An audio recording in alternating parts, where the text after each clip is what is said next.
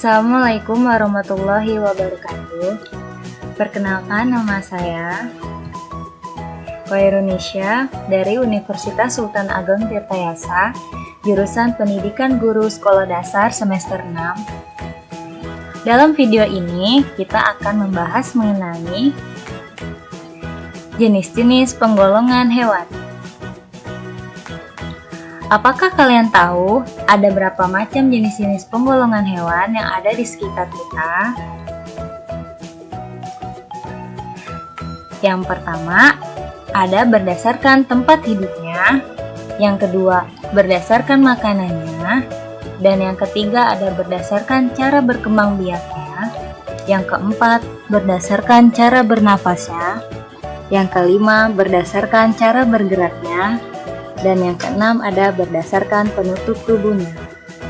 Mari kita simak pemaparan materi berikut ini. Yang pertama ada berdasarkan tempat hidupnya. Ada hewan yang hidup di darat. Apa sajakah hewan yang hidup di darat? Yang pertama ada hewan lembu, kambing, kucing, ayam, kuda, harimau, tupai, burung, dan gajah. Selanjutnya ada hewan apa ya? Ada hewan yang hidup di air. Apa sajakah hewan yang hidup di air? Dibedakan menjadi dua, yaitu air asin dan air tawar. Untuk hewan yang tinggal di air asin, ada ikan lumba-lumba, ikan hiu, ikan badut, kuda laut, bintang laut, kepiting, kerang laut, udang, kura-kura, ubur-ubur, dan gurita. Juga masih banyak hewan yang hidup di air asin lainnya. Selanjutnya, ternyata ada ikan yang hidup di air tawar. Contohnya ada ikan cupang, ikan arwana, ikan spatula, ikan moli, ikan Sumatera, dan ikan Corydoras.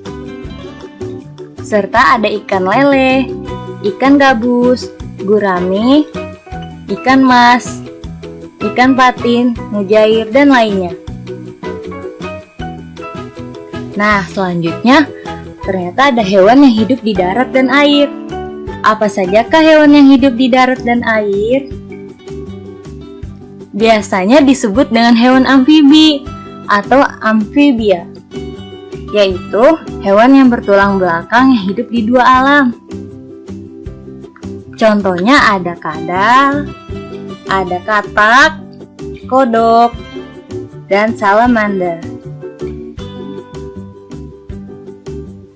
Nah, kedua ada penggolongan hewan berdasarkan jenis makanannya. Yang pertama ada herbivora atau yang kita kenal dengan hewan pemakan tumbuhan. Contohnya ada sapi, kambing, kuda, kelinci, dan lain sebagainya.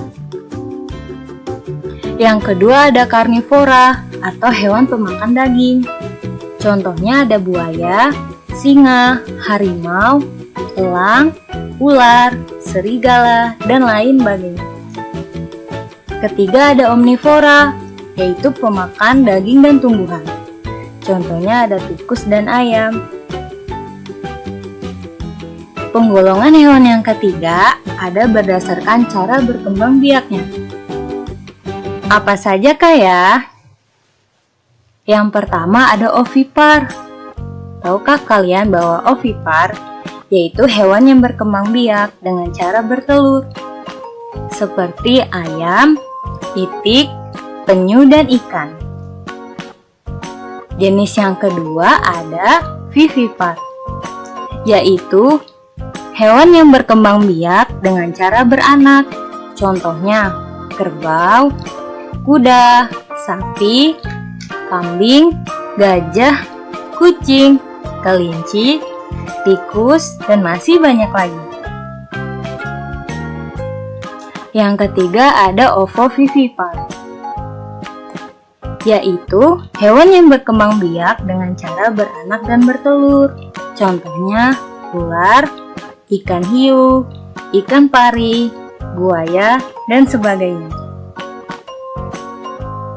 Jenis penggolongan yang berikutnya ada berdasarkan cara bernafasnya.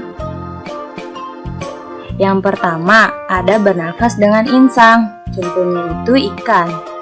Yang kedua ada bernafas dengan paru-paru, contohnya ada anjing, paus, kucing, harimau, singa, dan lain sebagainya. Yang ketiga ada bernafas dengan kulit, contohnya cacing tanah.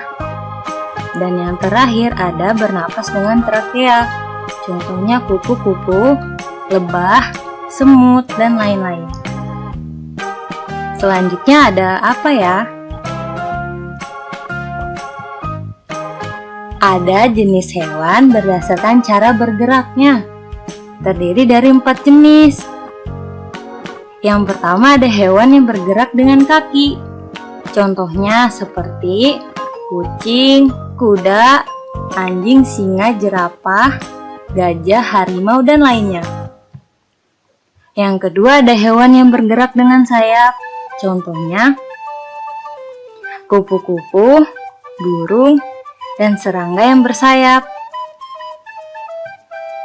Yang ketiga ada hewan yang bergerak dengan perut. Sering disebut dengan hewan melata atau hewan reptil. Contohnya ular, buaya, komodo, dan kadal. Yang terakhir ada hewan yang bergerak dengan sirip. Contohnya ikan. Selanjutnya, ada hewan yang digolongkan berdasarkan penutup tubuhnya. Terdiri dari 3 jenis, yaitu hewan yang bersisik. Contohnya adalah ular dan ikan. Yang kedua ada hewan berbulu, di mana hewan tersebut tubuhnya ditutupi oleh bulu, antara lain ayam, burung, itik, dan angsa. Yang ketiga ada hewan berambut, contohnya seperti kucing, anjing, monyet, beruang, singa, dan masih banyak lagi.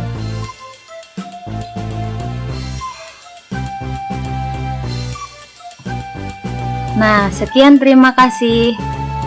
Semoga informasi yang telah disampaikan dapat bermanfaat bagi adik-adik semua.